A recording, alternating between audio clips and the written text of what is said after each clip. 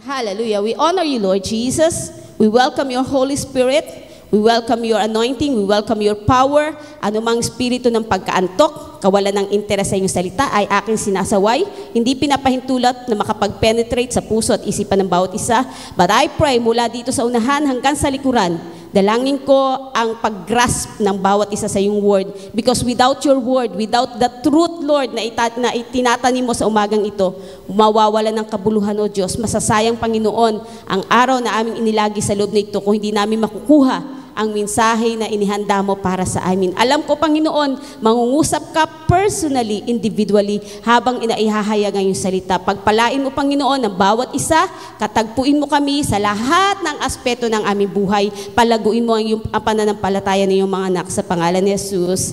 Amen. Palakpak para sa Panginoon. Amen. So, sabi ko nga last time sa ating po mga GC, today is the part 2 of the topic na be doers of greater works. Yung part 1 po niya na nag-start nung May, pero hindi ko po nasundan dapat nung June kasi nag-Father's Day tayo. Father's Day na Word of God. So ngayong umaga, ituloy natin yung part 2 ng Word of God mula po doon sa be doers of greater works. So the first condition na ating pong pinag-aralan is to believe in His name. Kaninong pangalan? Sa pangalan ng Panginoong Hesukristo. Wala tayong ibang itataas, wala tayong ibang paniniwalaan, kundi ang pangalan ng ating Panginoong Hesukristo. And today, the second condition is to ask in His name. Again, believe in His name. And the second condition is the ask in His name. So what is the power of His name? Bakit tayo mag-aas sa Kanya? Bakit tayo sa Kanya lalapit? Bakit tayo sa Kanya hihingi? What's the power of Jesus in Jesus' name? So, be doers of greater works, part 2, mula sa aklat ng Juan 14:13 to 14. Open your Bible. John 14, andun na po ba kayo? Sa English translation po niyan, sabi, whatever you ask in my name, this I will do, that the Father may be glorified in the Son. If you ask me anything, pangalawang beses inulit, if you ask me anything in my name, I will do it. Sabi niya, kung hihingin niyo yan sa aking pangalan, gagawin ko. Basahin natin sa Tagalog, Juan 14 verse...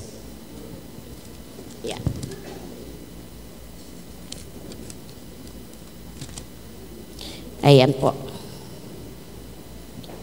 Sabi dito, at anumang hilingin ninyo sa pangalan ko ay gagawin ko upang luwalhati ng Ama sa pamamagitan ng Anak. Kung hihiling kayo ng anuman sa pangalan ko, ito ay aking gagawin. So ang kausap niya dito ay yung kanyang mga disciples sa upper room. Kaya ito ay tinuturo ni Jesus Christ, ine-emphasize niya, pinapatatag niya yung pananampalataya ng kanyang mga alagad bago siya mawala, bago siya magdusa. So, ito yung kanyang itinuturo sa upper room, no? And then, sabi dyan, the twofold secret to prayer is, make your wants God's wants, and make and ask for whatever you want. Kasi nga po, yung verse na to ay napakasarap pakinggan. Napakasarap gamitin. Napakasarap hawakang pangako ng Panginoon.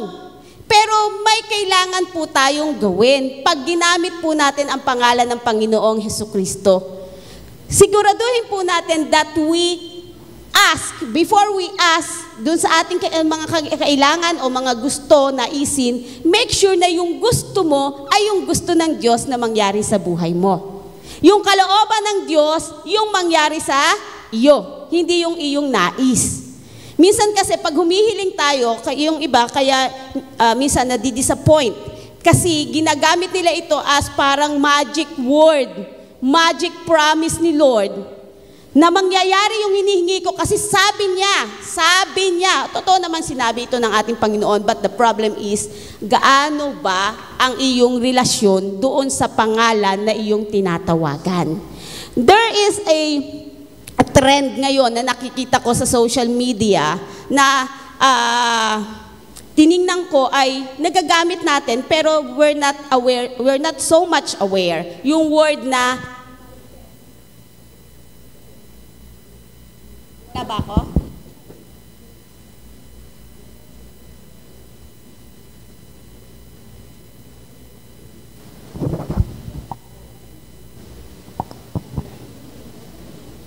What happened? Tutok naman ako dun, oh.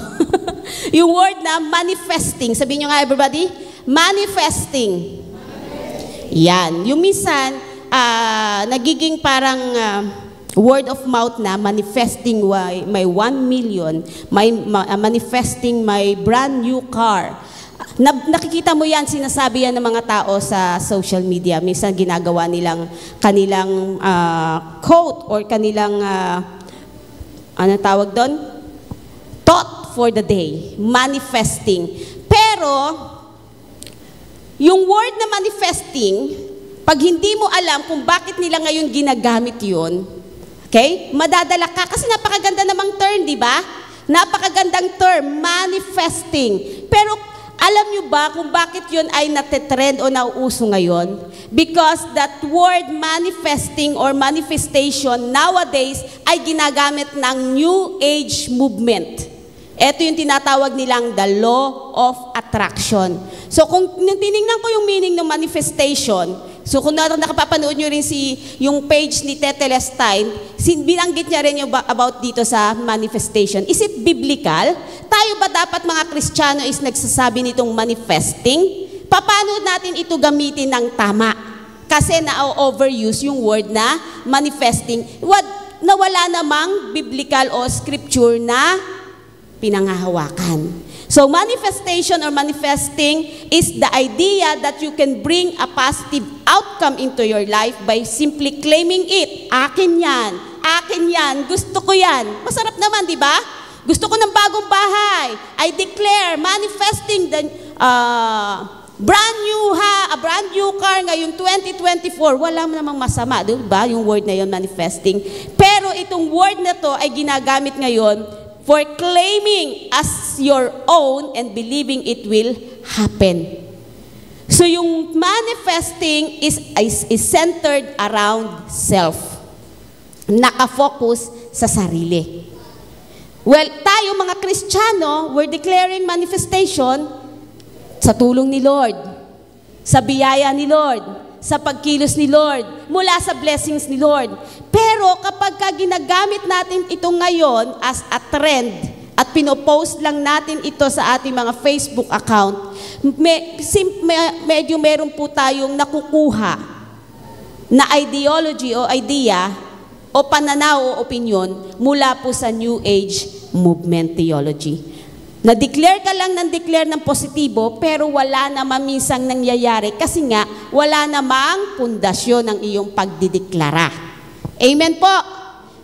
Amen? Kaya minsan nadidisappoint kayo kasi walang nangyayari. Kasi declare ka na ng declare, positibo ka ng positibo, pero hindi mo naman nilalakaran yung sinasabi mo. Hindi pananampalataya yung pinaiiral mo. Anong pinapairal mo? Pagnanasa sa mga bagay na nandito sa sanlibutan. Well, in fact, tayong lahat, Kristiyano, believers ni Lord, destined tayo to be blessed for His glory, for His honor, for the expansion of His kingdom. Destined tayo na pagpalain ng Panginoon. So, ano ang katapat ng manifestation or manifesting? Pag sinasabi natin ito, ang katapat niyan is prayer. Praying. Kailangan mong manalangin. Kailangan mong pagtibayin ang iyong relasyon doon sa pangalang iyong tinatawagan. Amen po ba? Kahit na gamitin natin ang pangalang Hesukristo, kung wala ka namang relasyon doon sa pangalang Hesukristo, walang mangyayari. Amen ba? Sa salita ng Diyos mula sa Acts 19, verse 11 to 16, naalala niyo po ba kung paano magpalayas ng masasamang espiritu si Pablo at ang kanyang mga kasamahan? May mga anak si Skeva na gusto siyang gayahin dahil nakikita nila yung power, yung pagpapalaya. So anong ginawa nila? Ginamit nila yung pangalan ni Jesucristo. sa pangalan ni Jesucristo na pinapangaral ni Pablo, pinalalayas nila yung demonyo. Lumayas ba yung demonyo? Hindi. Samantalang parehas sila ng pangalan na ginagamit ni Pablo. Ang ginamit ni Pablo ay pangalan ni Jesucristo. Ginaya nila sa pangalan ni Jesus na pinapangaral ni Pablo. Lumayas ba? Hindi. Bakit? Anong sabi ng demonyo? Si Pablo, kilala ko. Si Jesus, kilala ko. Ikaw, sino ka? Hello? Amen po ba? Paano po natin ginagamit? Ask in His name. That is the second condition. Pero anong power, anong anointing, anong karapatan mo na gamitin ang pangalan ni Jesucristo kung wala ka namang tamang relasyon sa Kanya? Gaano mo kakilala ang Panginoong Jesucristo? Pwede mo bang sabihin, Mayor, pakibayaran yung kinuha ko sa grocery. Kilala ko naman si Mayor, pwede nyo bang sabihin yun dun sa cashier? Pangalan na lang ni Mayor, kaya ni Vice Mayor Matro, total, lagi naman siya nagsusugod bahay. Namimigay ng grocery, pangalan niya na lang gamitin. Pwede ba? Hindi. Kailangan hindi lang connection, relasyon doon sa pangalang ginagamit mo. Amen po ba? May tama kang pagkakilala sa pangalang Jesucristo. Anong katapat nung nangyari doon sa mga anak ni Skeva? Di ba sila yung sinapian, sila yung pinahirapan kasi mali ang pagkakagamit ng pangalang Jesucristo. So we make sure na ginagalang natin ang pangalan ng ating Panginoong Jesucristo at ginagamit po natin sa tamang kaparaanan po ang pangalan ng ating Panginoong Jesucristo. We need to understand what it means to ask in His name. Okay? Points to consider when asking in His name. Ano yung mga bagay na dapat natin pong maunawaan pag ginagamit natin ang pangalan ng ating Panginoong Jesucristo? That's why sa katapusan ng ating prayer, di ba? Ang lahat ng ating panalangin ay nagtatapos sa pangalan ng ating Panginoong Jesucristo. Amen po ba? Pag kayo'y humihingi sa Diyos, pag kayo'y dumudulog, ang tapos niyan sa pangalan ng ating Panginoong Jesucristo. Now, sa Bible, napakahalaga ng name. It's very important. It represents kung ano ka o kung sino ka. Sa pangalang Jesus, tinatawagan natin, pinananampalatayanan natin ang pangalang Jesus Christ because of who He is. Sino si Jesus sa buhay mo? Sino siya? The Creator, the Ruler, amen po ba? The Son of God, sabi sa Colossians 3, di ba? The Creator of the universe. And the Lord. Kaya natin ginagamit, tinatawagan ang pangalang Jesucristo because of who He is and because of what He has done. May napatunayan na ang pangalang Jesucristo sa buhay ko at sa buhay mo. Tama po ba? Mayroon na po bang napatunayan? Ikaw po ba'y napagaling na ng pangalan ng Jesucristo? Ikaw po ba'y nailigtas na ng pangalan ng Jesucristo? Ikaw po ba'y napagpala na ng pangalang Jesucristo? Now you put your faith in the name of Jesus because of what He has done. Because of who He is and because of what He has done in your lives. Mahirap tawagin ang pangalan ng isang taong hindi mo kilala. Mahirap pagtiwalaan ang pangalan, parang gamot ano? Ano yung commercial? Right man. Mahirap pagtiwalaan ang isang bagay na hindi mo pa nararanasan ang kapangyarihan nito sa buhay mo. Now, we trust in the name of the Lord Jesus because of what He has done for us. The fact na tayo po ay nakatanggap ng kapatawaran mula sa Diyos, malaki na pong kapangyarihan yon ng pangalan ni Jesus. The fact na ikaw ay gumaling mula sa matinding karamdaman, napakatindi na pong dapat mong panghawakan palagi ang pangalan ng ating Panginoong Jesus. Now, what is the first point po na dapat po natin pag-aralan when asking in His name? The first one is that lack of faith in His name hinders God's power. Kilala natin ang Panginoong Jesus. Lumalapit tayo, nananalangin tayo.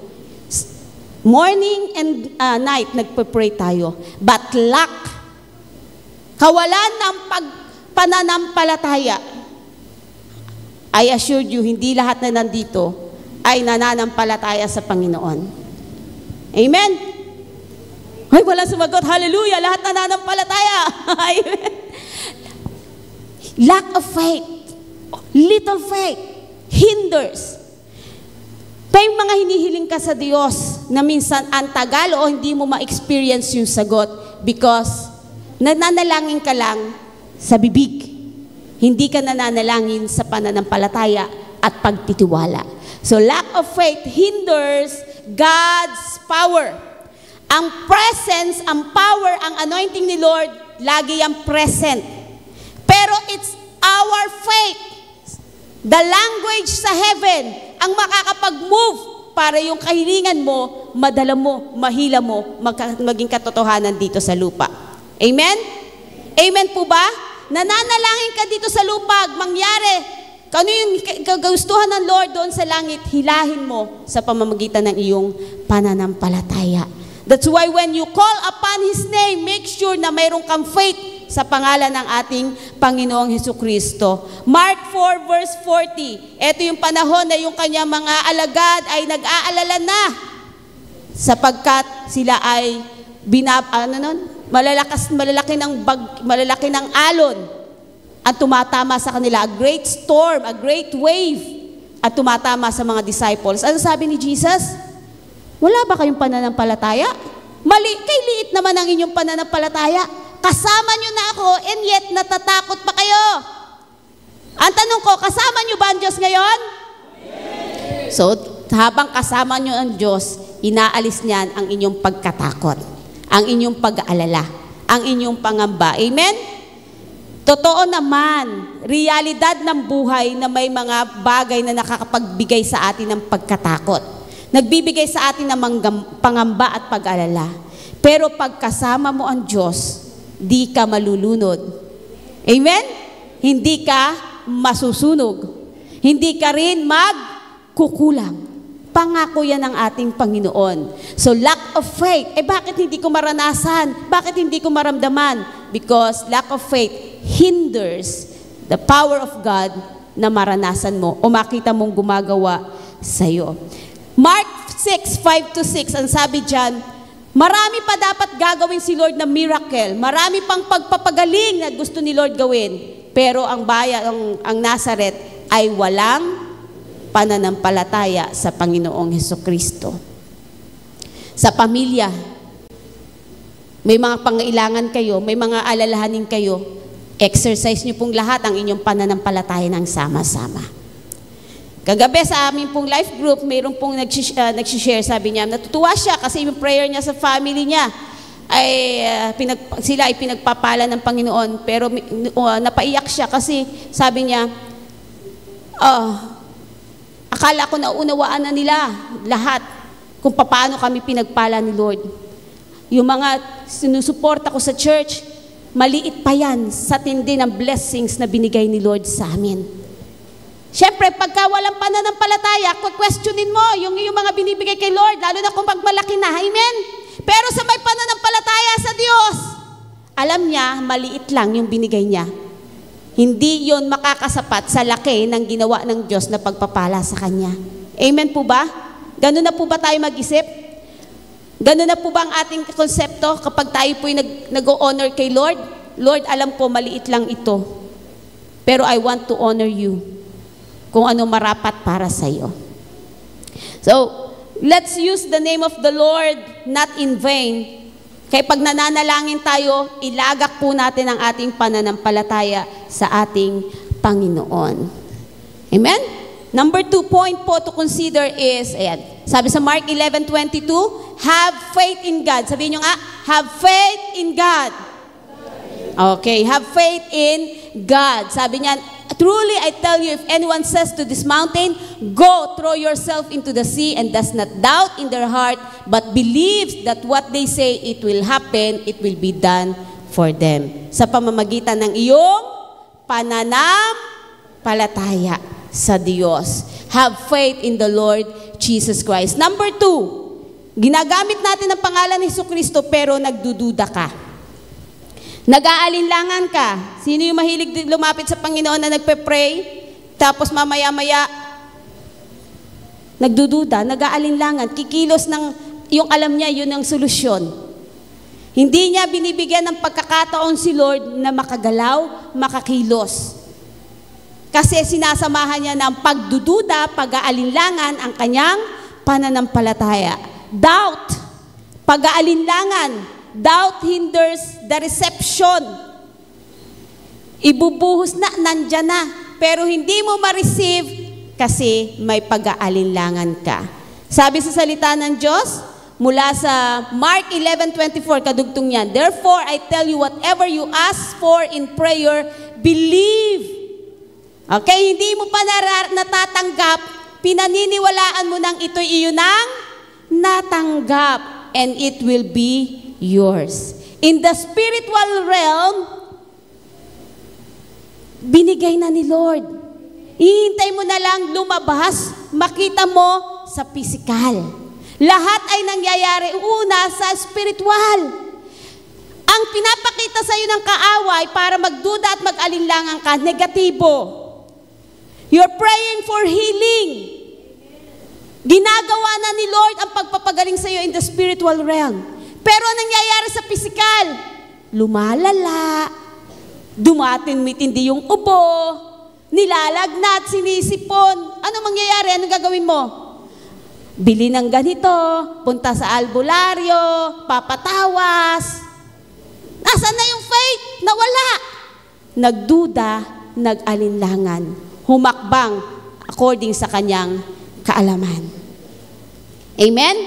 Hindi naman mamamatay. Nagugutom o kaya may pangailangan, hindi naman mamamatay. Makapaghihintay naman. Nag-pray, naniwala na gagawin ng Panginoon. Darating yung blessings, yung favor. Kaso siya yung nagbigay ng oras, ng timetable, hindi nakapaghintay kay Lord. Nung hindi nangyari, humakbang, nangutang. Loan doon, loan dito. Nabaon sa utang. Doubt hinders the reception of God's blessings. Naunawaan po ba? Yes, we have the power. Binigyan sa atin ni Lord ang pangalan niya to use when we ask for what we need. But you make sure na ginagamit mo po yung iyong pinaniniwalaan. James 1:6-8, but when you ask, you must believe and not doubt. Pag naniwala ka na, huwag mong sasamahan ng pag-aalinlangan o pagdududa. Hello? Pag naniwala ka na ang blessings ay nandyan, huwag mo nang samahan ng pagdududa at pag-aalinlangan. What you need to learn is to wait patiently. Amen po ba? Wait patiently before the Lord. Sabi dyan, that person should not expect. Wala kang maaasahan na matatanggap sa Diyos kung iyong ine-exercise ang pag-aalinlangan o pagdududa. That such a person is double-minded and unstable in all they do. Mahirap kausap yun, ano? Mahirap kausap ang isang taong pabago-bago ng isip. Itong gusto ko ngayon, bukas iba na ang gusto. Ibang hiling ngayon, ibang hiling bukas. Hindi, sabi dyan, hindi tatanggap, huwag umasang tatanggap ang taong pabago-bago ng isip. So when you ask in the name of the Lord Jesus, believe and not doubt. Huwag mong pagdudahan ang pagkilos ng Panginoon. What we should do is to practice or to activate faith. Because an active faith brings the answers. Ayan na naman. Sabi sa Matthew 7 verse 7-8, paborito po natin itong gamitin, ask and it will be given to you. Seek and you will find. Knock and the door will be open. Ang sarap pong banggitin. Kasi lahat po yan ay para po sa ating kapakanan.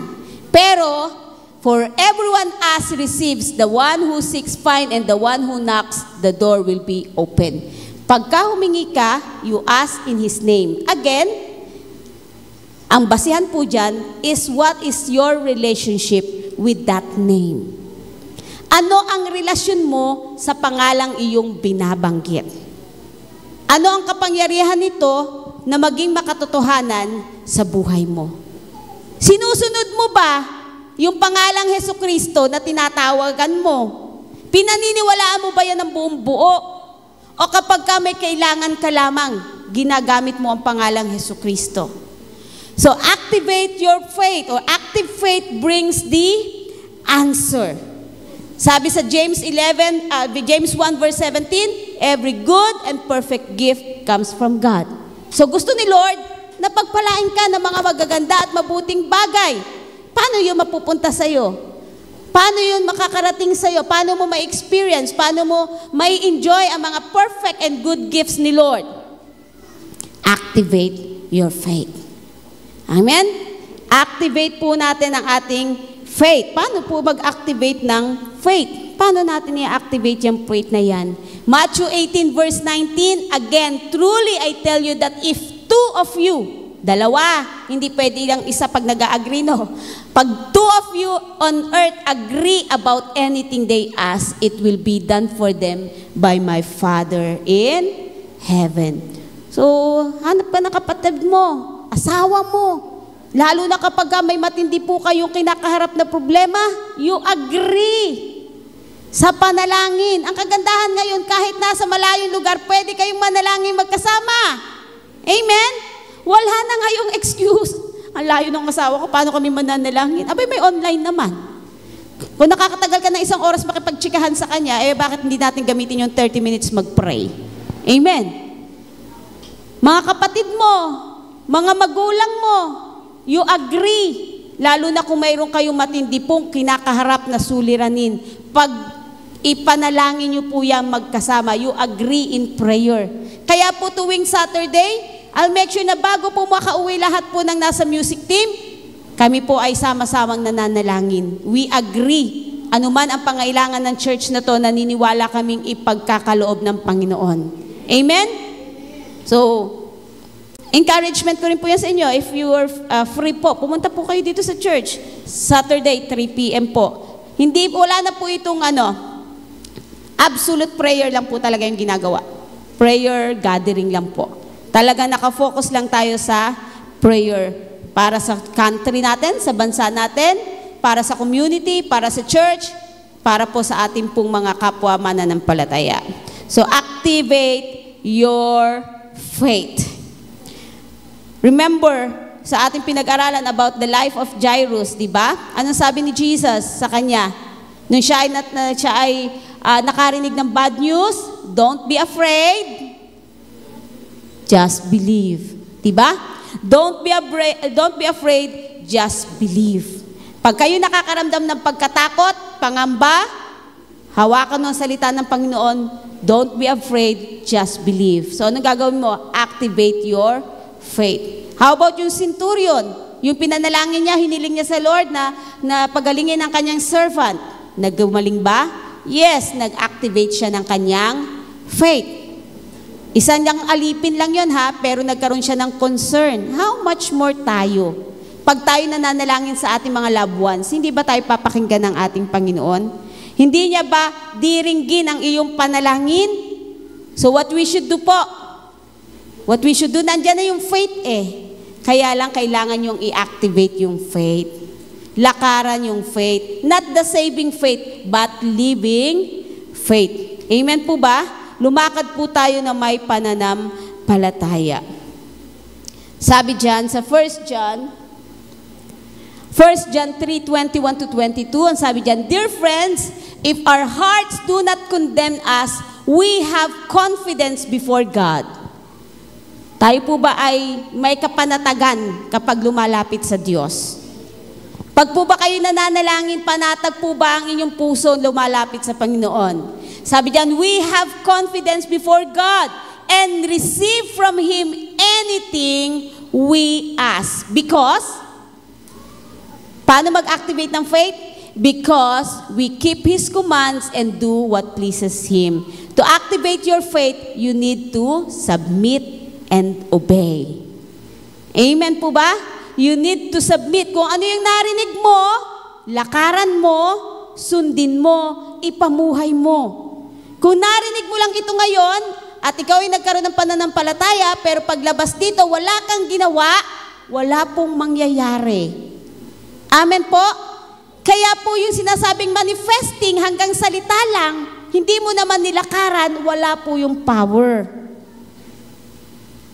Amen. Naunawaan po. Kasi para hindi po tayo nadadaya ng kaaway. Declare tayo ng declare, pero hindi po natin nilalakaran. Hindi po natin ina-apply sa ating buhay. Because if we activate our faith, number 4 point is, God can do more than we ask or imagine. We ask. We ask in His name. We ask in His will. We activate our faith. Therefore, higit pa dun sa ating hiniling ang ibibigay ni Lord. Amen? Because He is able. Makakaya ng Diyos, kaya ng Diyos ibigay ang ating hiniling. Lalagpasan niya pa yon. Kasi we ask by faith and we ask in His name. Lahat ng mabuting bagay, plano ng Diyos, gusto ng Diyos, maranasan natin. Amen po ba? Ephesians 3 verse 20 sabi dyan, now to Him who is able to do far more abundantly all that we ask. Kailangan talaga nating mag-ask, mag-seek, mag-knock. Pero kapag ito ay according, align sa will ni Lord, more than pa, higit pa sa hinihingi mo, higit pa sa inaasahan mo, ang ipagkakaloob sa iyo ng Diyos. Amen? According to the power that is at work within us. So, ang katapat ng declaration na manifesting is to pray. So, how to pray like Jesus? Si Jesus ba nag-pray? Yes, many times nakikita natin siya nagpe-pray. He spent more time praying. Kahit na siya ay makapangyarihan, kahit na siya ay may authority, He spent more time in prayer. So to pray like Jesus, para po mawala yung ating kawalan ng pananampalataya o pagdududa at ma-activate natin ang faith natin kay Lord, we need to imitate how Jesus prayed. Gayahin natin kung paano manalangin ang ating Panginoong Hesukristo. It must be glorifying God. When you pray, gaano po karami ang oras, ang parte ng iyong panalangin na ino-honor mo si Lord, na pinasasalamatan mo siya, na kinikilala mo ang kabutihan at katapatan. Baka naman sa oras na yung pananalangin, 5 minuto na lang, puro panghingi pa. Amen? Puro paghingi pa, wala yung pasasalamat, wala yung pagkilala sa kabutihan ng Diyos, sa katapatan niya sa iyong buhay. Sabi sa verse 13, at anumang hilingin niyo sa pangalan ko, hindi po siya magical word. In Jesus' name, ibig sabihin niyan, relationship with Him. Anumang hilingin niyo sa pangalan ko dahil close kayo sa Kanya, yung intimacy natin kay Lord ay naroon, ang sabi niya, gagawin niya ito para sa kaluwalhatian ng Ama. Ang pagpapalang bumubuhos sa atin ay para sa kapurihan, kaluwalhatian ng ating Diyos Ama. Therefore, gamitin din natin ito para sa kapurihan at kaluwalhatian ng ating Diyos Ama. When we pray, when we spend time praying, it must be glorifying our God. John 14 verse 13. Yan binasa po natin. And number 2 point, it must be accordance, in accordance with God's will. Ayon sa kalooban ng Diyos. Minsan ang ating hinihiling ay ikapapahamak natin. Isaiah 55, sabi doon, yung thoughts ni Lord are higher than our thoughts. So kung hinihiling tayo ng mga bagay na alam ng Diyos na ikalalayo, malalayo tayo sa presensya niya, mapapahamak tayo, hindi niya yun ibibigay. So when you pray according to the will of God. Ask the Lord, let your will be done in me. 1 John 5:14, ang sabi dyan, this is the confidence we have in approaching God. Ano ang kapanatagan mo pag lumalapit ka sa Panginoon? That if we ask anything according to His will, He will hear us or He will answer us. So kaya kanina doon sa una, di ba? Anong gusto ni Lord, yun ang gustuhin mo. Humingi ka, mangyayari sa iyo. Because of that confidence that if we ask anything according to His will, He hears us. Pakikinggan tayo, tutugunin tayo ng Panginoon kapag ang hiniling natin ay ang kalooban ng Diyos. Paano malaman ang kalooban ng Diyos? Babalik na naman po ba tayo dito sa sitwasyong ito? Paano ang malaman ng kalooban ng Diyos? It is perfect. It is good. Wala pong kalooban ng Diyos na ikapapahamak natin. Amen? Wala po. Ikapapahamak natin. And number 3, it must be with the right motive. Ba't mo hiningi? Anong motibo mo? Bakit mo hiningi ang bagay na yan? James 4. Sabi diyan sa James 4:2, you do not have because you do not ask God. Minsan akala na ang kaisipan natin, kung all-knowing si God, hindi ko na kailangan sabihin ang kailangan ko, alam niya naman. But we need to exercise our faith. That's why we ask. Amen? We put our trust in Him. That's why we ask. Pero sabi niyan, hindi ka tumatanggap dahil hindi ka humihingi. At kung humingi ka naman, hindi ka rin tumatanggap because you ask with wrong motives. Kasi nga all-knowing siya, omnipotent God, wala tayong maililihim sa Panginoon. Pero pwedeng iba ang nilalabas ng ating bibig sa dahilan bakit nais natin tayo pagpalain. Bakit nais nating makuha yung ating ipinapanalangin? But God knows what's inside our heart. Alam ng Diyos ang motibo mo, bakit mo siya hinihingi. Kung mali ang motibo mo sa paghingi sa Diyos, kahit gamitin mo ang kanyang pangalan, hindi mo pa rin ito matatanggap. Amen? Naunawaan po ba? You ask because of the wrong motives, then hindi mo ito matatanggap. Para saan? That you may spend what you get on your pleasure. Para sa sariling kapakinabangan.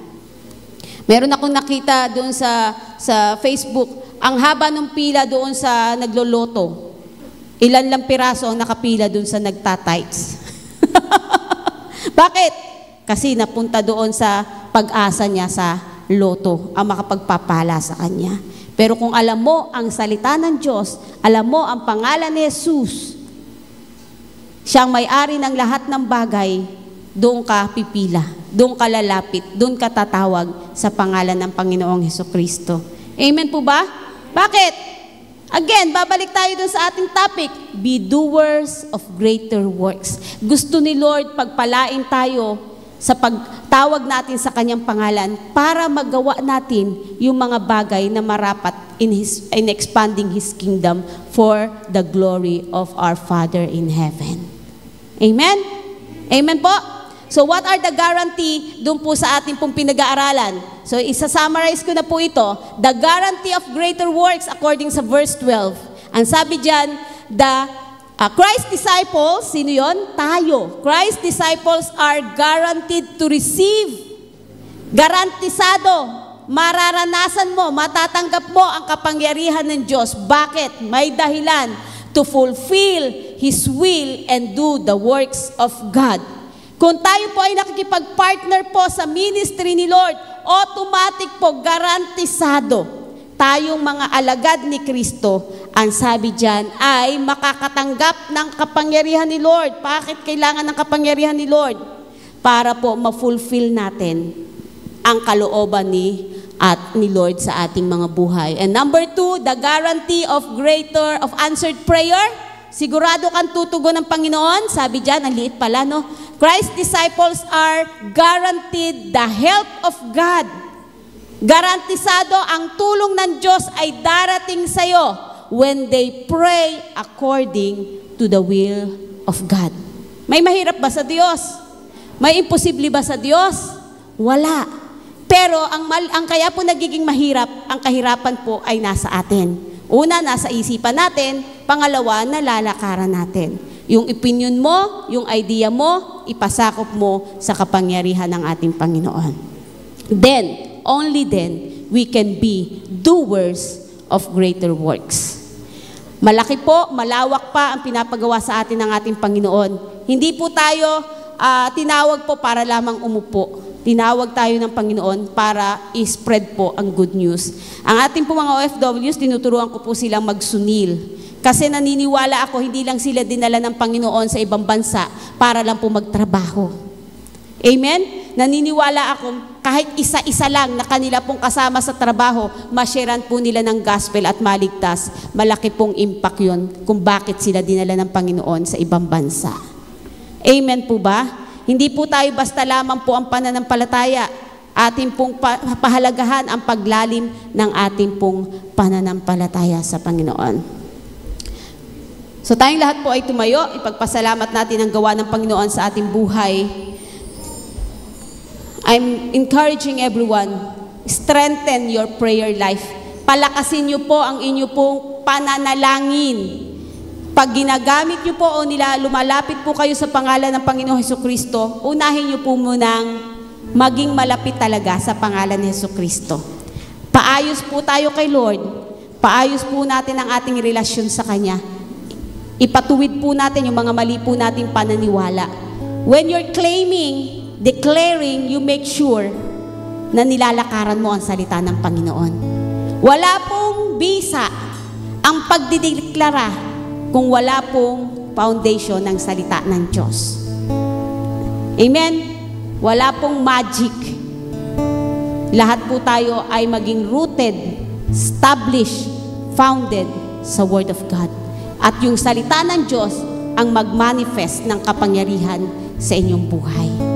Gamitin niyo yung salita ng Diyos, pundasyon ng inyong pong pamumuhay bilang Kristiyano. Amen? We bless you, Lord Jesus. We honor you. We come to you, O Lord.